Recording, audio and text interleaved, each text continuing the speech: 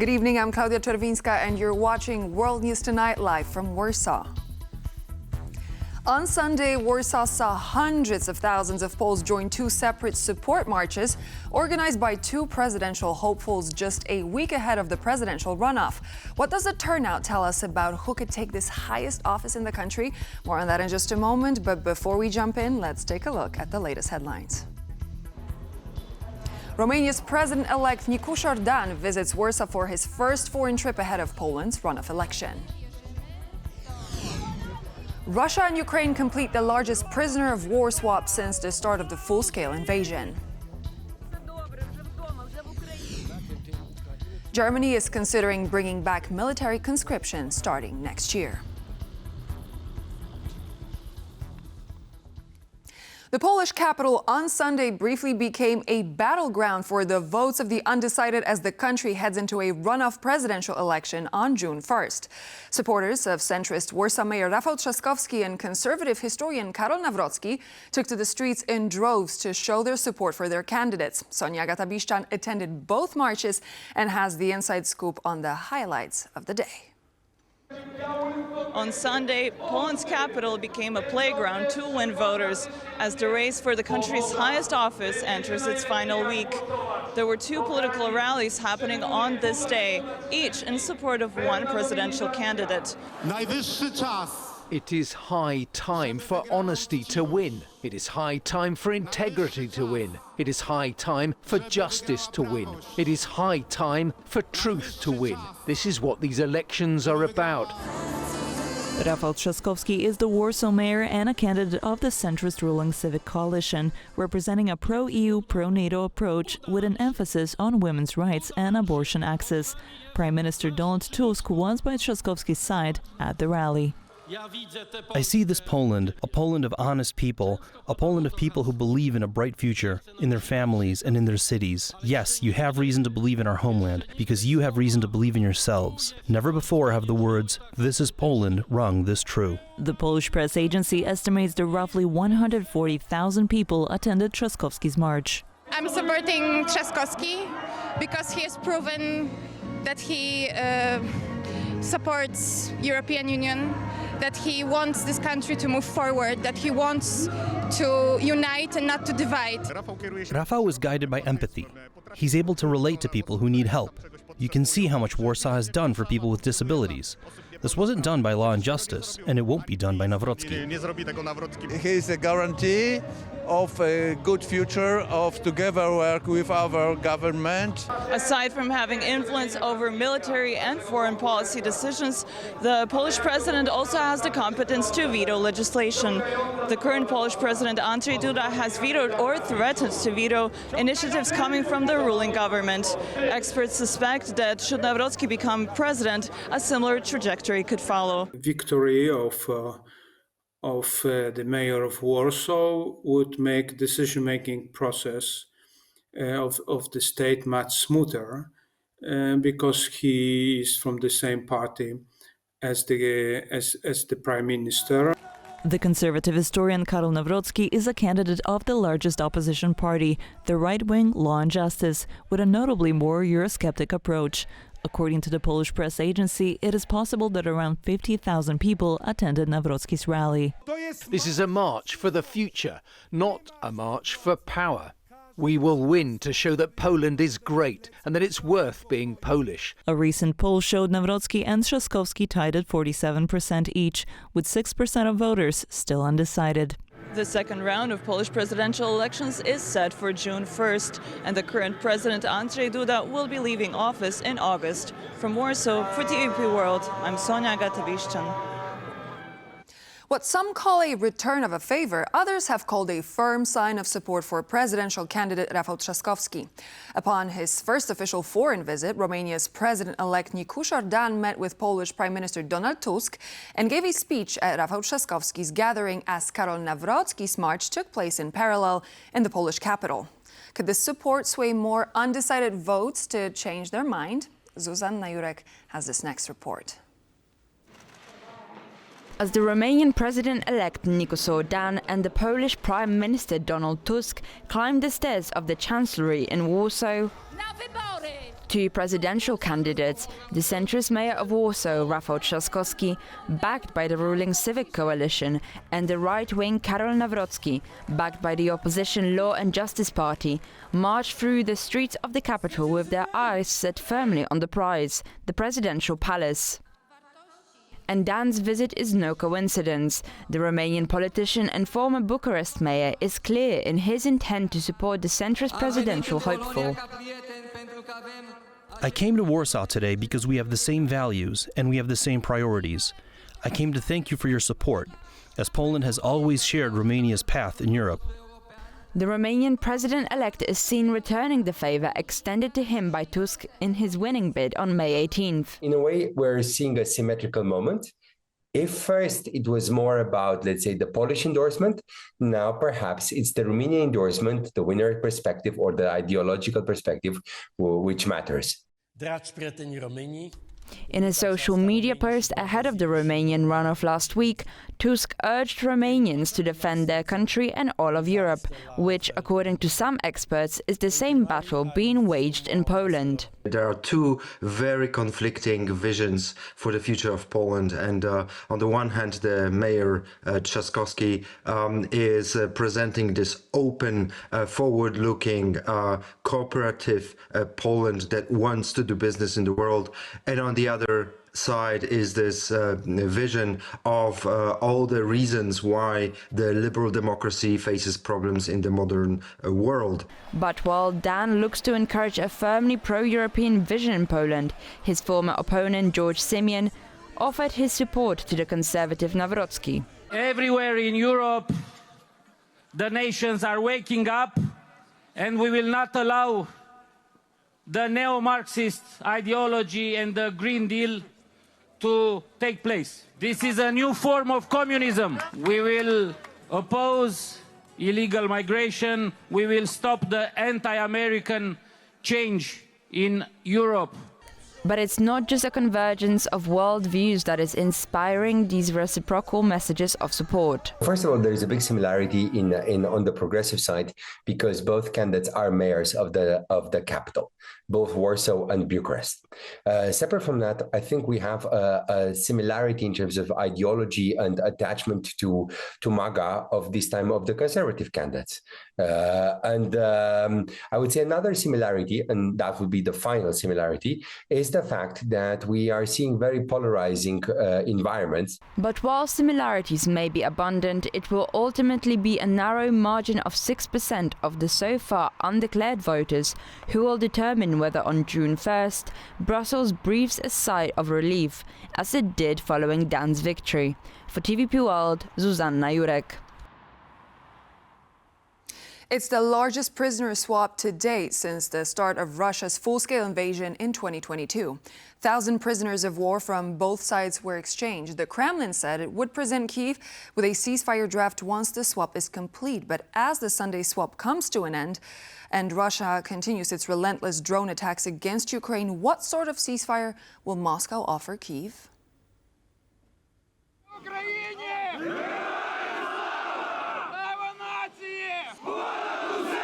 A three-day exchange lasting from Friday until Sunday saw members of armed forces as well as civilians return home from captivity on both warring sides.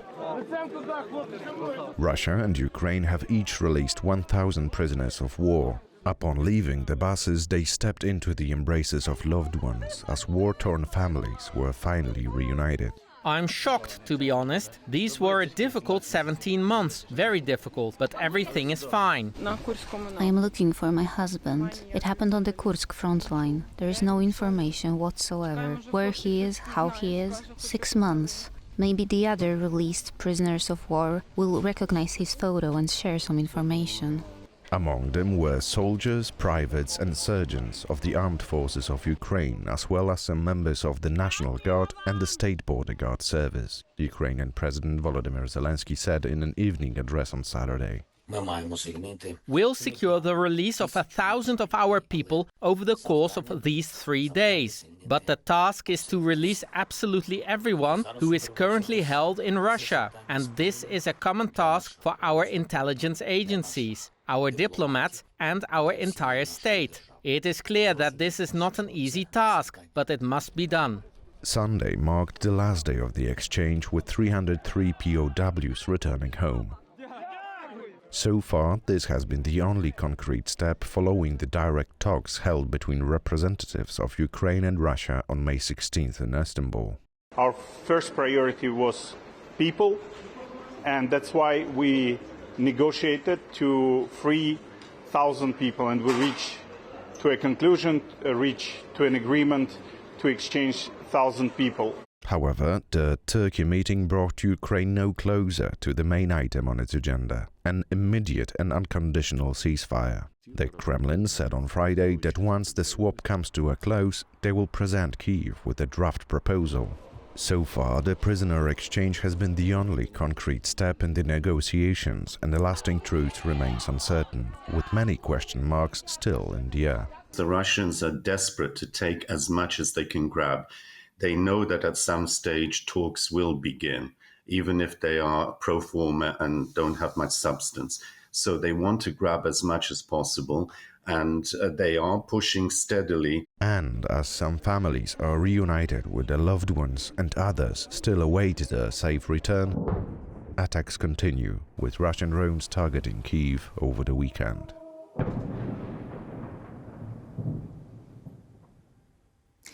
And we have more tragic news from Ukraine. At least 12 people were killed in a series of airstrikes early on Sunday after Russia launched mass attacks across the country for a second consecutive night.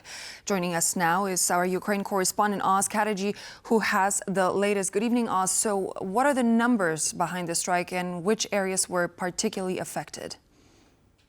Well, the largest Russian attack on Ukraine since the war began, with 69 missiles launched and 298 drones launched by the Russians on the territory of Ukraine, bringing the total over 500 drones and over 80 missiles fired by Russia on the territory of Ukraine in the last 48 hours. So two huge back-to-back missile attacks and drone attacks.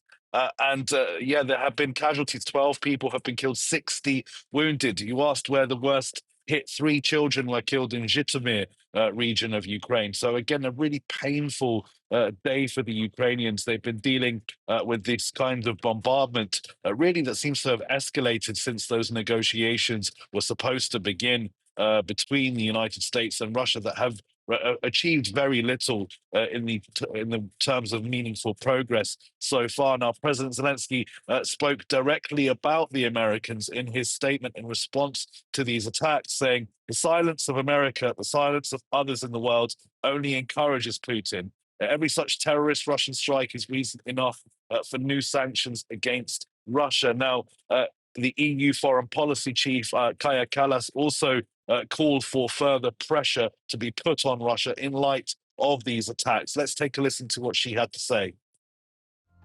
Last night's attacks again show Russia bent on more suffering and the annihilation of Ukraine. Devastating to see children among innocent victims harmed and killed. My thoughts are with the families today. We need the strongest international pressure on Russia to stop this war. So another really dark day for Ukrainians as they deal with these bombardments. I know the Kyiv air defense people will be asking tonight if they're going to see a third consecutive night of these massive missile and drone attacks. Back to you in the studio. Thank you. Definitely painful losses and a senseless crime. Oz Kataji reporting live from Kyiv. Compulsory military conscription could soon be a reality in Germany, whose armed forces are struggling to attract enough volunteers for the country to fulfill the required quota. Joining the army does not seem like a dream career to many, and yet due to security challenges and growing risk of a larger conflict, Germans might see conscription reinstated by early next year. Natalia Komarov reports. German Defense Minister Boris Pistorius is considering a return to military conscription if the country's armed forces don't attract enough volunteers to fulfill Berlin's NATO obligations by 2026. And that's a likely scenario, since pursuing a military career has not been popular among German men, despite very attractive salaries. I am, to say, somewhat skeptical that the Bundeswehr will manage to find the necessary number of soldiers by the deadline. Between Moscow's imperialism and a growingly isolationist Washington, Europeans are preparing for the worst. It's a threat, it's not a reality, but we'd have to plan for it.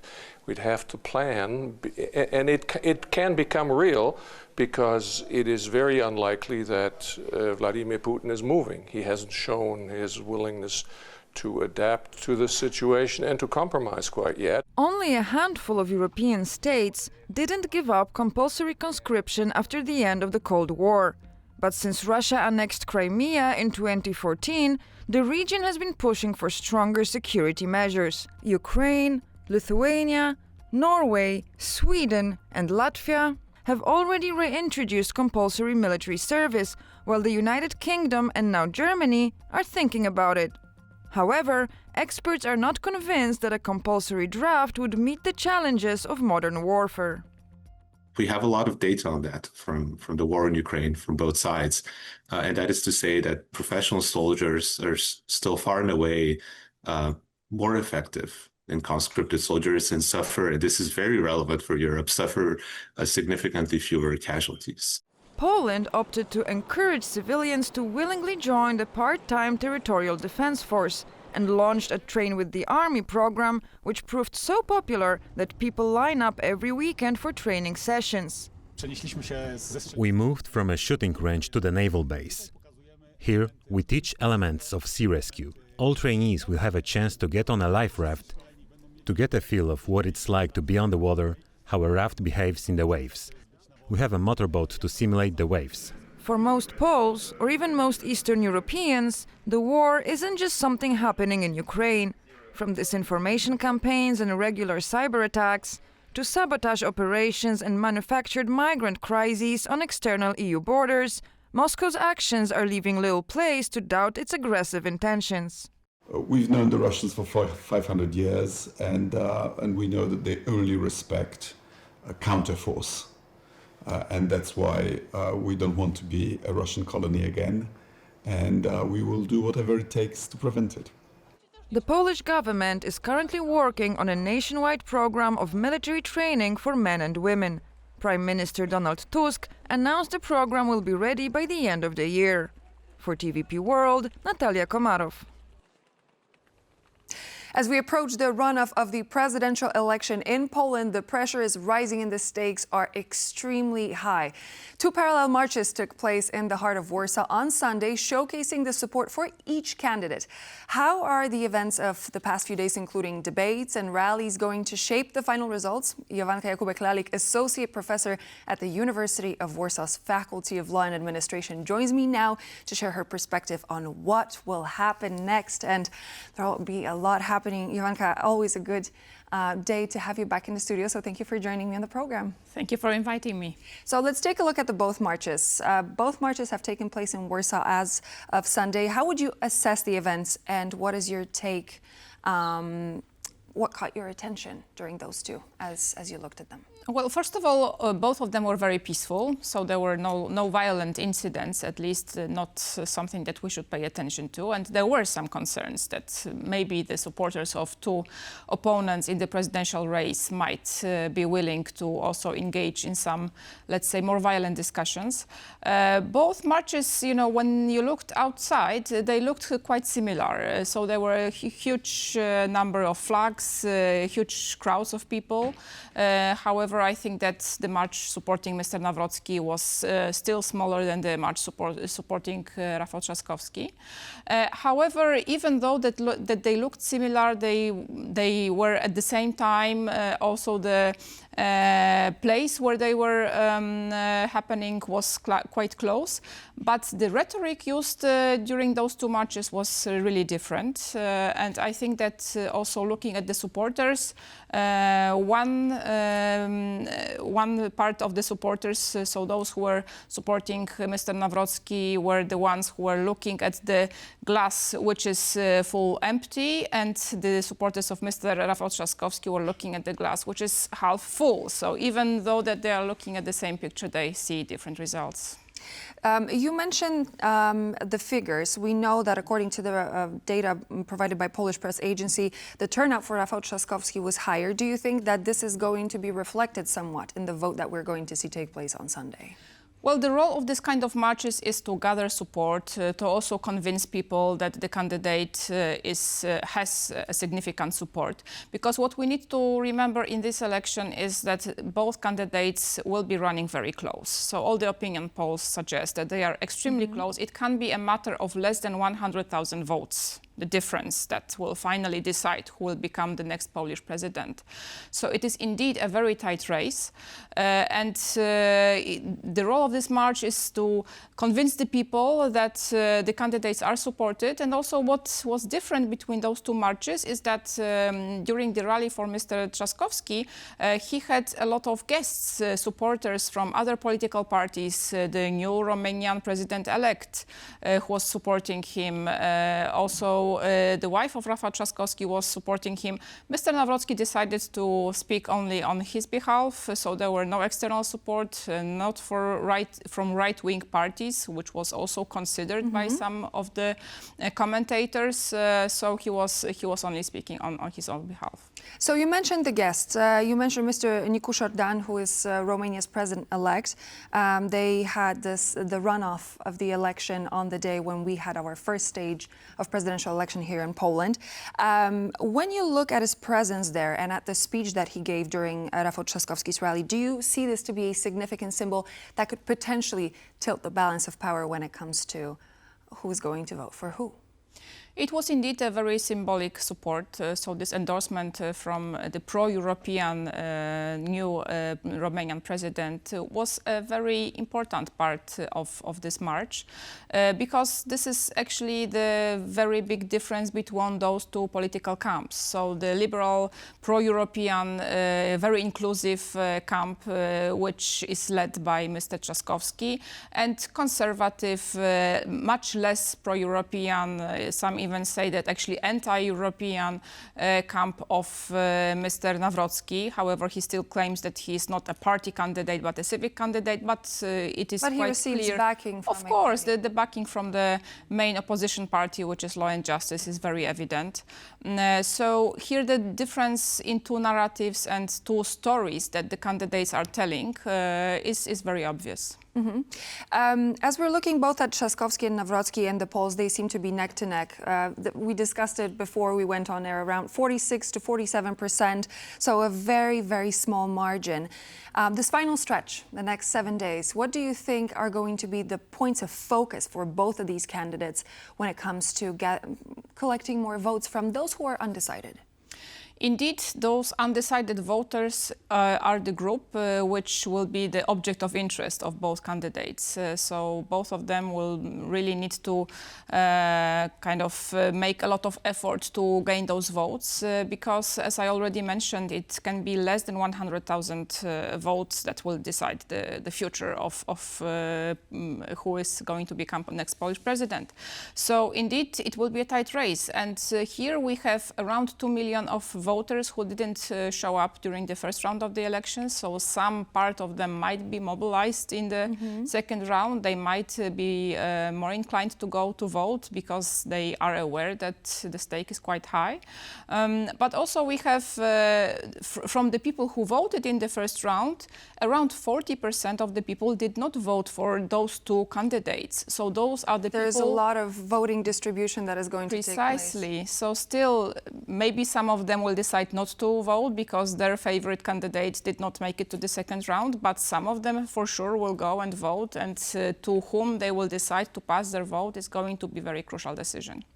In the last few days, we saw Mr. Sławomir Mencen, who is the candidate of the far-right Confederation Party, a man who scored the third place in the first round of the presidential election, held 2 interviews with both candidates. Opinions varied as to whether or not people liked the content. Did we learn anything new about the candidates while we were listening to those interviews by Mr. Mencen? What do you think? I think that when it comes to this kind of interviews, as well as televised debates with the candidates for president, everything depends on who is watching. So if somebody's supporting Mr. TRZASKOWSKI, and he will appear much more convincing. If somebody's supporting Mr. Nawrocki, this candidate is going to sound much more convincing. However, again, here we can see a big difference also between those two meetings with the far-right candidate, Mr. Mencen, because when Mr. Nawrocki went to speak to Mr. Mencen, he decided just to sign everything that Mr. Mencen was suggesting and support all the most important programs of Mr. Mencen campaign and political agenda, whereas Mr. TRZASKOWSKI was much more hesitant, and he discussed all the program details with Mr. Mencen, and he did not decide to sign any kind of supporting agreements, because he says that he needs to be true to his values and things that he's advocating for. So I think that the outcome of those meetings could also influence the people who are voting for Mr. Mencen, because they see that those two candidates also kind of show different approach, different attitude, and to what extent we can trust those candidates also is to be decided by the voters. Definitely an exciting time. So after the interview between Mr. TRZASKOWSKI and Mr. Mencen, the two were found actually drinking beer. I know that they were joined by the Polish Foreign Minister Radosław Sikorski. We heard from him as well. He said, yesterday we showed that we can talk freely, pole to pole. Does that mean that Mr. Mencen actually made up his mind as to whom he's going to support? Was this a symbol of showing who he's going to want his voters to align with? It was indeed quite symbolic, as we can see from the outside. So, of course, it would be quite difficult for Mr. Mencen just to openly support one of the candidates. Probably it's not also in his party's interest, because his party is currently working also with the prospective elections in 2027 in mind. So they are already thinking about gathering support for the next parliamentary elections. However, this beer drinking with Mr. TRZASKOWSKI and Mr. Sikorski, it sent a clear signal to the audience, and sometimes pictures, photographs, films say much more than any Speak kind of... louder than words. Exactly, exactly. So even though that Mr. Nawrocki decided to support in a whole the program of Mr. Mencen, they didn't go for a beer afterwards.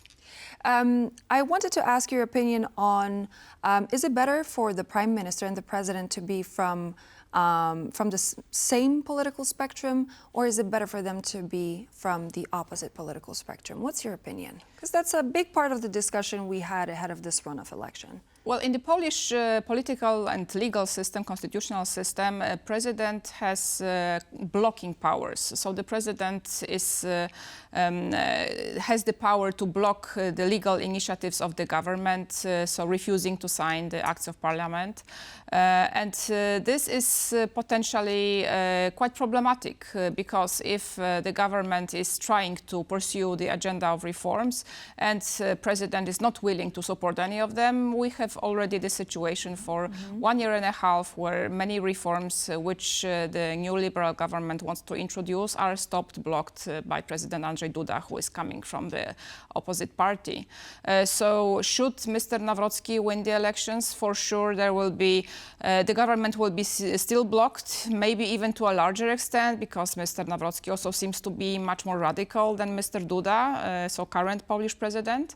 On the other hand, should Mr. TRZASKOWSKI win the election, the government will have 2 more years to really focus on introducing the promised agenda of reforms. And with the support of the president, those reforms should be possible. And then the voters could decide in 2027 whether they like the outcome or not. Our time on the program, Jovanka, is coming to an end, but very shortly, for both of the candidates in the next 7 days, what will be the greatest challenges to address? To convince those people who are still not convinced, for Mr. TRZASKOWSKI to address the voters who are slightly frustrated by the policies of the government. Maybe they are disappointed because the government is not introducing those reforms, all of those reforms that were promised in the campaign ahead of 2023 elections. For Mr. Nawrocki, it will be a challenge to convince those people who are voting for the other candidates and to show himself in this light. Also, when it comes to Mr. Nawrocki, some new facts were brought to light when it comes to also his connections to the people from some organized crime associations. So this is also quite disturbing. And also what happened during the last televised debate. So him using some substance during this debate. This is also something that a lot of people find quite disturbing, and this is something that also he should address in next days. So the countdown begins. We're 7 days away, and we will be here on TVP World with a special to bring the results of the election. Thank you so much, Jovanka Jakubek-Lalik, Associate Professor at the Faculty of Law and Administration, University of Warsaw. Great to have you as always. Thank you very much. Pleasure. And so this would be all for now here on World News Tonight, but please do stay tuned. We're back in just a moment with more news and features, and we'll see you there.